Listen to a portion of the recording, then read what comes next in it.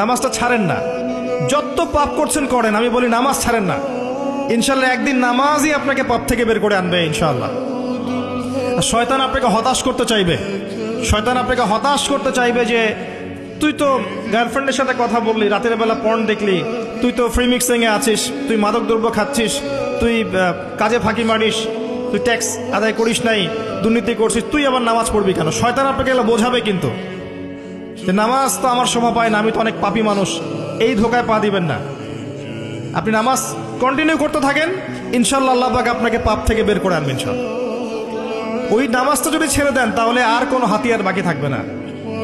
আর আপনি যত পাপ করেন না কেন মায়ুস হবেন না, মন ছোট করবেন না।